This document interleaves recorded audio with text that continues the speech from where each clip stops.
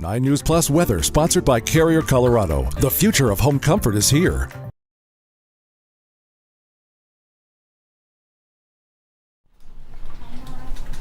Hey, happy Tuesday, and thanks so much for joining us here on 9 News Plus. I'm 9 News meteorologist Chris Bianchi, and it is hot out there. We're likely staring at our warmest day so far this calendar year here in Denver and throughout most of eastern Colorado. A warm one already. We're already at nearly 90 degrees here in Denver. It's just 11 a.m. And again, those temperatures will continue to rise, and temperatures continue to be our big story for the week ahead. And we've been waiting for this for quite some time, haven't we been? Been waiting for some summer-like weather, lots of sunshine, temperatures in the 90s, real pool days, and we're certainly getting one for your day today. So turning up the heat, still some isolated storms, maybe east, but probably a better chance to head south and west of Denver, and then more storms possible by the time we get into your Friday, Saturday, and Sunday. But I think we're mostly looking at some dry days ahead for us across most of the state. So HE Doppler radar, quiet for now. One thing to notice though, notice those showers trying to pop on up into the San Juans of southwestern Colorado. That is the beginning of the monsoon season. So it might not look like a whole lot there on the HE Doppler radar, but that is the beginning. The monsoon season's had a bit of a slow start here in Colorado and throughout the desert Southwest. That is fairly common with an El Nino season. And the point being is that normally by now we've had quite a few monsoonal showers and storms, and we're just starting to get the initial push of some of those monsoonal showers and storms right now here on this Tuesday, July the 11th. And those showers and storms will mainly fizzle on out by about 6, 7 o'clock or so tonight, maybe one or two leftover storms by 8 or 9, but for most of the state, it is a dry day. So again, just the San Juans, the Sangre de Cristos, dealing with some of those afternoon showers and storms thanks to the monsoon. Rest of the state, it is a dry, hot day out there with temperatures already at 87 for us here in Denver. Our warmest day so far this year, that was yesterday. We got to 92 yesterday, and for today, we're expecting those temperatures probably get up into the 94, 95 degree threshold, and that would probably fairly easily make it our warmest day so far this year. So 94 forecast right now, kind of tempted to nudge this up to into the 95, 96 threshold, but right now, again, calling for a high of 94, mostly sunny skies, hottest days so far this year. Another thing that's kind of interesting with all this heat, I'm going to pull up a different map here. This is our dew point map, and dew point is the measure of the amount of moisture in the atmosphere. And normally when we get these really warm days in the middle of the summer, our dew points are quite a bit lower. So if you're going outside right now and you're saying it feels actually a little bit muggy, it feels a little bit humid, you are right. And that is thanks to all that rain that we've had. It is evaporating, and it's something we call evapotranspiration. It's a long story short. All the wet weather that we've had, all that moisture that we've had is evaporating back up into the atmosphere, and that is making it feel a bit more humid than it might normally be for this time of year. So again, I've gotten that question a few times from folks, is it muggier than usual despite the fact that it's hot? And you would be absolutely right about that, and that is thanks to, again, all that rain that continues to evaporate back up into the sky. So highs today, eastern Colorado, 90s and even a few low 100s popping on up. Usual warm spots. And again, for most of eastern Colorado, I think today will end up being our warmest day so far this year. And by the way, today, almost a near lock. We're almost there already, but today will be our third day at 90 or above so far this year. Fascinating thing about that is normally by now we've had way more 90 degree days so far this calendar year.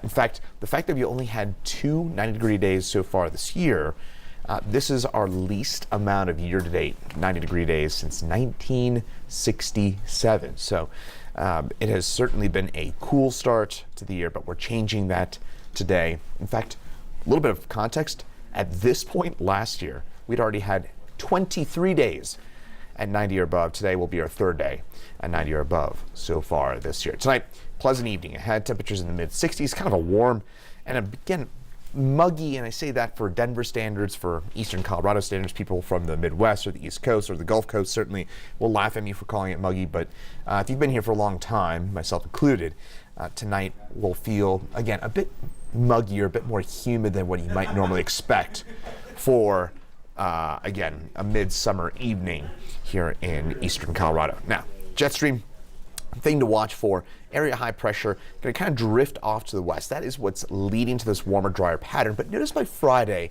that area high pressure starts to push its way into the reaches of Arizona and Southern California, Southern Nevada.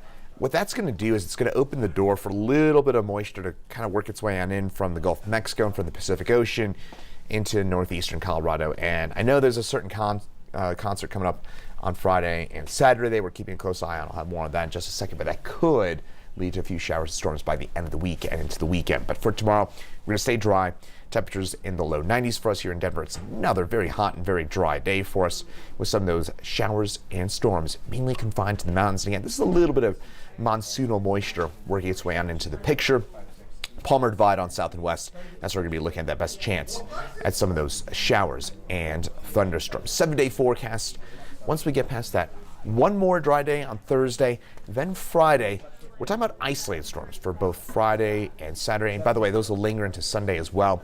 At this point, to me, it looks like Saturday will be the day with the highest chance for seeing a storm. But even on Saturday, we're talking probably about maybe a 30% chance at a storm here in Denver and along the Front Range. So if you're heading to a certain concert on Friday night, I think we're talking about maybe a 25% chance for a storm for the Taylor Swift concert at Empower Field a Mile High on Friday night.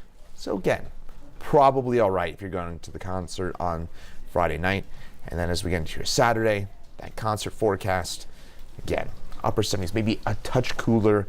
Might almost want to bring a hoodie for the end of the show there, but upper 70s, again, just the slightest chance for a shower or a storm. I would call it, again, Saturday maybe a 30% chance, so maybe about a 1 in 3 chance at a storm.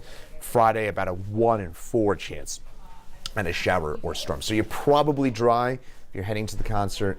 My fiance is going on Friday, and she's been asking me nonstop about that forecast. At this point, it looks like, again, we're going to be mostly on the dry side. But again, there's that chance. So bring the poncho, bring the rain gear just in case, but you're probably going to stay dry. Although, I'll be honest, put this on social media, put that forecast on social media, and it seems like a lot of Taylor Swift fans are really excited about the possibility of it raining. I know that I'm not a big Taylor Swift fan, but I've heard a few people say that the shows, I think in Nashville and in Boston, had a lot of rain and people had a really good time there.